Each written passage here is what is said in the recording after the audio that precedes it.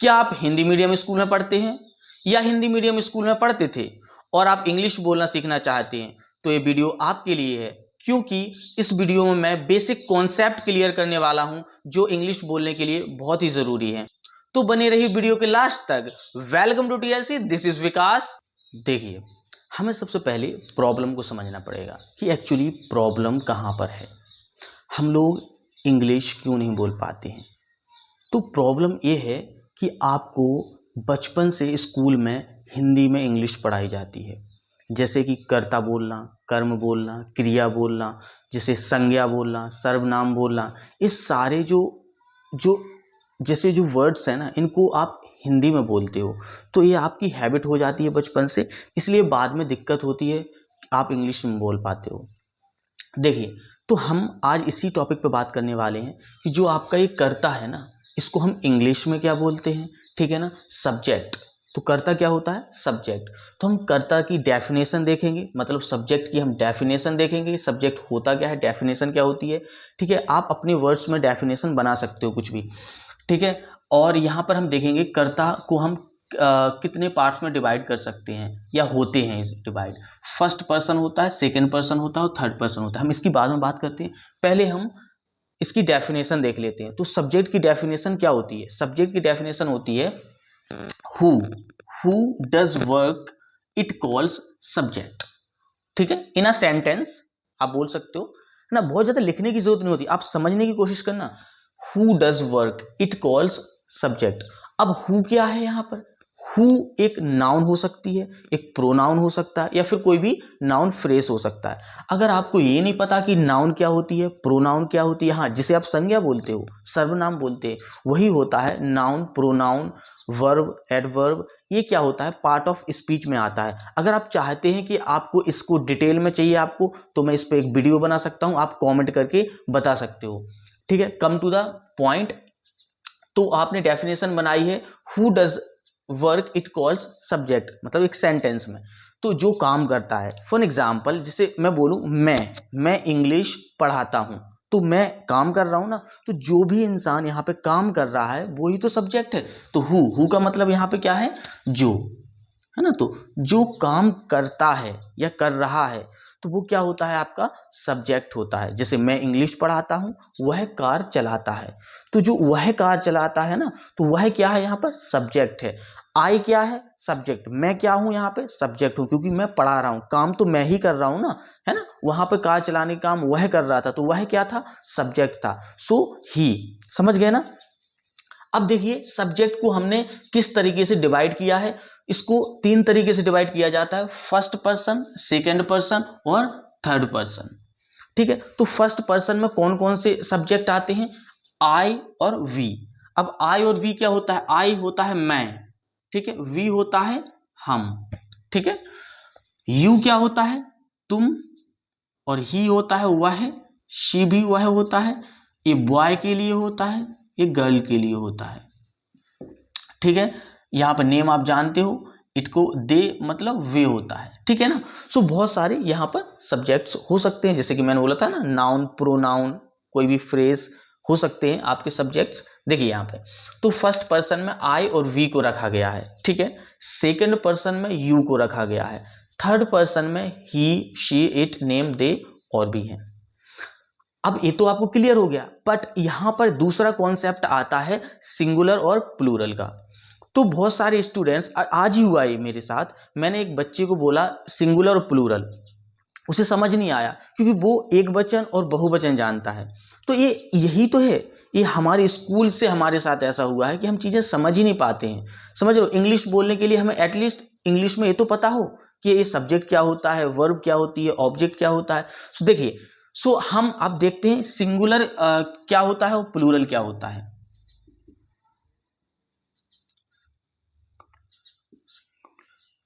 Plural, singular और plural ये क्या होते हैं, देखिए।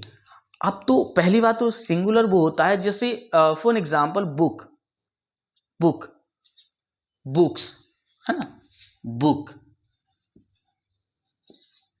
और बुक्स, ये तो हम एक नाउन की बात कर रहे हैं, ठीक है ना। तो अगर एक है वो, तो वो सिंगुलर कहलाती, एक से ज्यादा है तो प्लूरल हो जाएगा। इन नाउन की बात कर रहा हूं मैं, ठीक है ना। लेकिन अभी हम सबसे पहले सब्जेक्ट्स को देखते हैं कि इन I, we, you, he, she, it, इन सारे सब्जेक्ट्स में सिंगुलर सब्जेक्ट्स कौन सा होगा और प्लूरल सब्जेक्ट कौन सा होगा। तो हम इसकी अभी बात नहीं करते हैं, ठीक है। और देखिए तो सिंगुलर में क्या क्या आता है। सिंगुलर में आता है आपका ही, शी, इट, नेम, ठीक है, ये आपके आते हैं सिंगुलर में, ठीक है ना। प्लूरल में क्या क्या आता है आपका, यू, वी, दे, एक इसमें आता है आपका प्लूरल में आता है।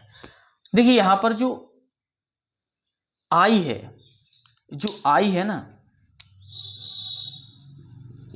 इसका अलग ही सीन है। जो आई है एक कभी कभी आपकी सिंगुलर भी होती है और कभी कभी ये प्लूरल भी होती है। ये कभी कभी सिंगुलर होती है, कभी कभी प्लूरल होती है। जैसे अगर मैं प्रेजेंट की बात करूं तो प्रेजेंट टेंस में जो आई है वो प्लूरल में चली जाती है। और अगर मैं पास्ट की बात करूं तो उसमें आई, पास्ट कॉन्टिन्यूअस की अगर मैं बात करूं तो उसमें वो सिंगुलर में चली जाती है। तो यही होता है। वैसे आई ज्यादातर प्लूरल में ही यूज होती है। तो आपको ये पता चल गया फर्स्ट पर्सन, सेकंड पर्सन और थर्ड पर्सन क्या होता है, और सिंगुलर क्या होता है, प्लूरल क्या होता है, कौन कौन से सब्जेक्ट सिंगुलर होते हैं, कौन कौन से प्लूरल होते हैं, ठीक है ना। फर्स्ट, सेकंड और थर्ड पर्सन का भी आपको नॉलेज हो गया है, ठीक है। यह अब हम देखते हैं कि इसमें वी, क्योंकि देखो मैंने आपको सबसे पहले बताया था कि जो सारे सेंटेंस हैं वो एस, वी और ओ फॉर्म में बनते हैं, एस, वी, ओ फॉर्म में बनते हैं। इसको बोलते हैं हम सब्जेक्ट, इसको बोलते हैं हम वर्ब, इसको बोलते हैं ऑब्जेक्ट। मतलब सब्जेक्ट जिसको आप कर्ता बोलते हो, ठीक है ना, वर्ब जिसको आप क्रिया बोलते हो, ऑब्जेक्ट जिसको आप कर्म बोलते हो, इस सीरीज में बनते हैं। तो हम यहीं पे देखेंगे कि भाई वर्ब क्या होती है, ऑब्जेक्ट क्या होता है, ठीक है।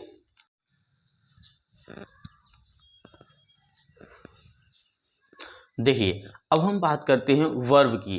तो वर्ब क्या होता है, वर्ब को देखिए क्रिया, वर्ब क्या होता है, क्रिया। So a word that tell us action और स्टेट ऑफ सब्जेक्ट। मतलब जो वर्ड होते हैं वो वर्ड हमें क्या बताते हैं, एक्शन बताते हैं, ठीक है, एक्शन और स्टेट बताते हैं किसकी, सब्जेक्ट का, ठीक है ना, सब्जेक्ट का एक्शन बताते हैं। तो वो क्या होते हैं, वर्ब होते हैं।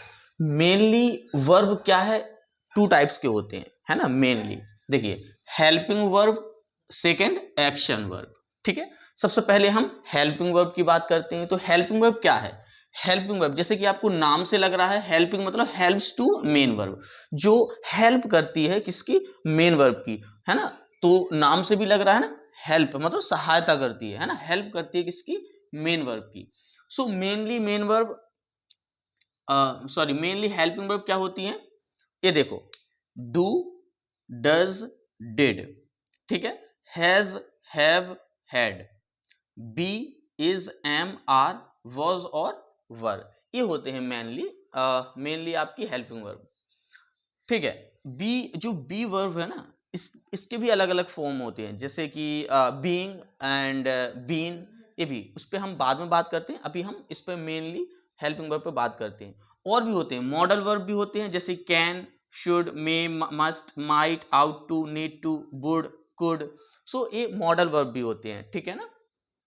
अभी एग्जाम्पल के थ्रू भी मैं बताऊंगा, पहले इसको देखते हैं। एक्शन वर्ब क्या होता है, एक्शन वर्ब क्या होता है, शो एक्शन ऑफ सब्जेक्ट, जो क्या करता है, शो दिखाता है एक्शन ऑफ सब्जेक्ट, क्लियर। जो एक्शन वर्ब होती हैं वो नंबर्स में होती हैं, एन नंबर्स में होती हैं, एन नंबर्स मींस मतलब थाउजेंड्स, है ना, थाउजेंड्स में होती हैं जो एक्शन वर्ब होती हैं आपकी। जैसे for example go, come, right, teach, drive, ये क्या है आपकी एक्शन वर्ब है। अगर हम एग्जांपल से समझते हैं, सो इफ आई से आई टीच इंग्लिश, मैं क्या करता हूं, मैं इंग्लिश पढ़ाता हूं। तो यहां पे क्या है, जो जो वर्ब है ना, ये है आपकी एक्शन वर्ब, है ना। जैसे मैंने बताया था ना, एस, वी, ओ फॉर्म, हमें इसी फॉर्म में तो सारे सेंटेंस बनाने हैं। सो जो सब्जेक्ट है ना, ये सब्जेक्ट का, इस सब्जेक्ट का एक्शन क्या है, क्या है एक्शन, टीचिंग, टीचिंग है ना एक्शन। तो यही तो है आपकी एक्शन वर्ब, मतलब जिसको आप मुख्य क्रिया भी बोलते हो, मेन वर्ब भी बोलते हो, यही है।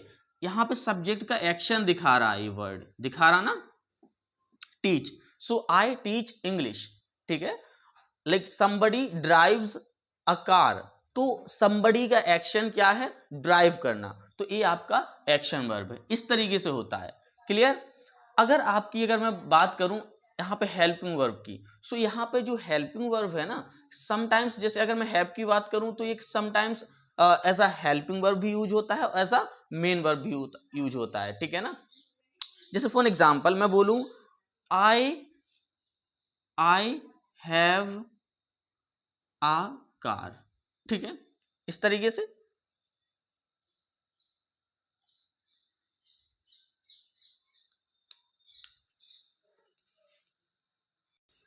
देखिए अब हम बात करते हैं वर्ब की।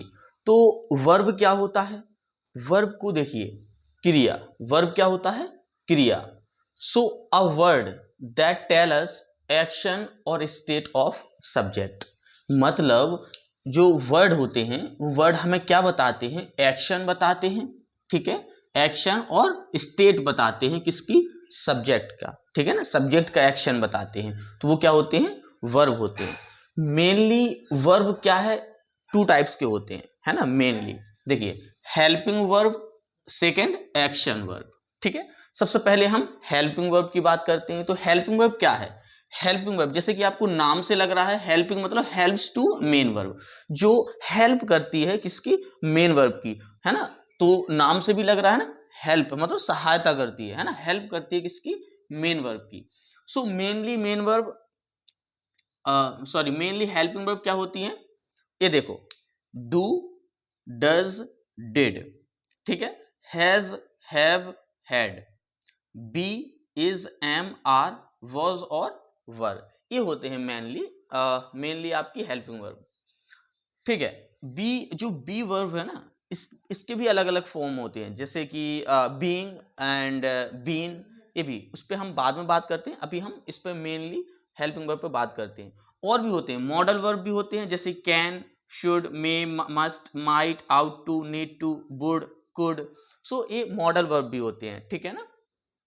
अभी एग्जाम्पल के थ्रू भी मैं बताऊंगा, पहले इसको देखते हैं। एक्शन वर्ब क्या होता है, एक्शन वर्ब क्या होता है, शो एक्शन ऑफ सब्जेक्ट, जो क्या करता है, शो दिखाता है एक्शन ऑफ सब्जेक्ट, क्लियर। जो एक्शन वर्ब होती हैं वो नंबर्स में होती हैं, एन नंबर्स में होती हैं, एन नंबर्स मींस मतलब थाउजेंड्स, है ना, थाउजेंड्स में होती हैं जो एक्शन वर्ब होती हैं आपकी। जैसे for example go, come, right, teach, drive, ये क्या है आपकी एक्शन वर्ब है। अगर हम एग्जांपल से समझते हैं, सो इफ आई से आई टीच इंग्लिश, मैं क्या करता हूं, मैं इंग्लिश पढ़ाता हूं, तो यहां पे क्या है, जो जो वर्ब है ना, ये है आपकी एक्शन वर्ब, है ना। जैसे मैंने बताया था ना, एस वी ओ फॉर्म, हमें इसी फॉर्म में तो सारे सेंटेंस बनाने हैं। सो जो सब्जेक्ट है ना, ये सब्जेक्ट का, इस सब्जेक्ट का एक्शन क्या है एक्शन, टीचिंग, टीचिंग है ना एक्शन, तो यही तो है आपकी एक्शन वर्ब, मतलब जिसको आप मुख्य क्रिया भी बोलते हो, मेन वर्ब भी बोलते हो, यही है। यहाँ पे सब्जेक्ट का एक्शन दिखा रहा है, ये वर्ड दिखा रहा ना, teach. So I teach English, ठीक है। Like somebody drives a car, तो समबडी का एक्शन क्या है, ड्राइव करना, तो ये आपका एक्शन वर्ब है। इस तरीके से होता है, क्लियर। जो ये जो हेल्पिंग वर्ब है, ये अगर सिंपल टेंस को हम छोड़ दें तब ये इसका यूज होता है, जैसे नेगेटिव, इंटेरोगेटिव और डबल इंटेरोगेटिव में। फॉर एग्जांपल यहाँ पे देखिए समबडी टीचर्स इंग्लिश या फिर आई टीच इंग्लिश, अगर मुझे किसी से पूछना है क्या तुम इंग्लिश पढ़ाते हो, तो ये किसी से हमें क्वेश्चन करना है, तो मैं कैसे करूंगा, डू यू टीच इंग्लिश, सो क्या तुम इंग्लिश पढ़ाते हो, सो ये जो डू है ये आपका क्या है, हेल्पिंग वर्ब है, ठीक है ना, और ये आपका एक्शन वर्ब है। इस तरीके से यूज होता है, ठीक है। सो आई होप आपको ये बहुत अच्छे से क्लियर हो रहा होगा। अभी हमें ऑब्जेक्ट की बात करनी है ना, ऑब्जेक्ट क्या होता है और किस तरीके से हम पहचानते हैं सेंटेंस में ऑब्जेक्ट को, और ये कैसे काम करता है, ठीक है। सो वीडियो को स्किप बिल्कुल भी मत कीजिए। अभी मैं ऑब्जेक्ट को बहुत अच्छे से बताने वाला हूं जिससे आपका एसवीओ फॉर्म क्लियर हो जाएगा। अब हम ऑब्जेक्ट की बात करते हैं। ऑब्जेक्ट को हिंदी में क्या बोलते हैं? कर्म। ठीक है, इसकी मीनिंग देखते हैं क्या होती है ऑब्जेक्ट की। A material thing that can be seen और टच, मतलब वो चीजें जिनको हम देख सकते हैं, ठीक है, और टच कर सकते हैं। यहां पर जो ऑब्जेक्ट, हम लोग मेनली टू टाइप्स के ऑब्जेक्ट्स की बात करने वाले हैं यहां पे, ठीक है ना, डायरेक्ट ऑब्जेक्ट और इनडायरेक्ट ऑब्जेक्ट। ठीक है, सो डायरेक्ट ऑब्जेक्ट क्या होते हैं? डायरेक्ट ऑब्जेक्ट होते हैं नॉन लिविंग, जो जो थिंग्स नॉन लिविंग है। नॉन लिविंग मतलब जिसमें जान नहीं होती है, ठीक है ना, जो जीवित नहीं है वो नॉन लिविंग कहलाता है। यहां पर लिख दे रहा हूं मैं, जो जीवित नहीं है, ऐसे, या फिर निर्जीव लिख दूं, निर्जीव है मतलब जो जीवित नहीं है वो क्या कहलाते हैं? Non living. So direct object कौन से कहलाते हैं? नॉन लिविंग होते हैं, जो जिसमें जिन चीजों में जान नहीं होती है, जैसे कि बुक, पेन और चेयर। क्लियर? इसको एग्जांपल से समझिए, आपको क्लियर होगा। देखो यहां पे, आई हैव अ बुक, मेरे पास क्या है? एक किताब है।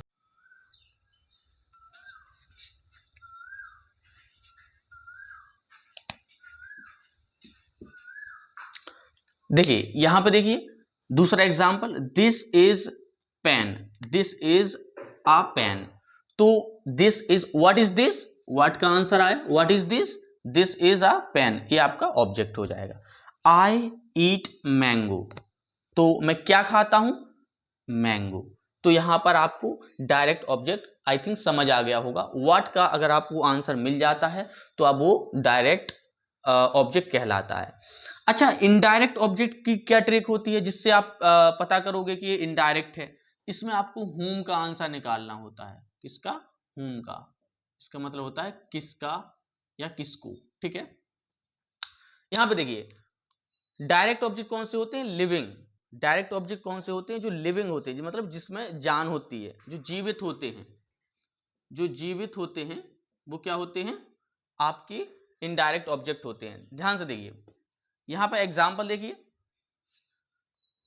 He gave me money,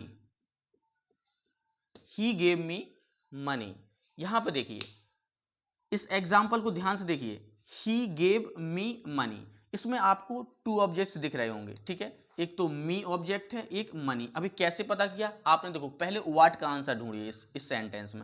he gave me money, क्या दिया उसने? क्या दिया? मनी दिया। तो ये आपका ऑब्जेक्ट, ये कौन सा ऑब्जेक्ट हो गया आपका? ये आपका डायरेक्ट ऑब्जेक्ट हो गया है। ठीक है ना? अच्छा, उसने मनी किसको दी है? ठीक है, किसको दी? उसने मनी दी मुझे, तो ये क्या है आपका? इनडायरेक्ट ऑब्जेक्ट हो गया। सो आप सेंटेंस में इस तरीके से आप पहचान सकते हो। ही गेव मी मनी, मतलब अगर आपका व्हाट से आंसर निकल के आ रहा तो वो डायरेक्ट ऑब्जेक्ट है, और अगर हुम से आंसर निकल के आ रहा तो वो इनडायरेक्ट ऑब्जेक्ट है। सो बेसिकली आप क्या कर सकते हो, जब भी आपको ऑब्जेक्ट फाइंड करना हो सेंटेंस में, तो आप व्हाट और हुम का आंसर निकाल सकते हो। इससे आपको पता चल जाएगा कि ऑब्जेक्ट कौन सा है इसमें। ठीक है, फिर इसमें डायरेक्ट और इनडायरेक्ट के लिए भी मैंने बता दिया है कि व्हाट से डायरेक्ट और हुम से इनडायरेक्ट ऑब्जेक्ट आपका निकल के आएगा। सो आई होप ये आपको अच्छे से क्लियर हो गया होगा।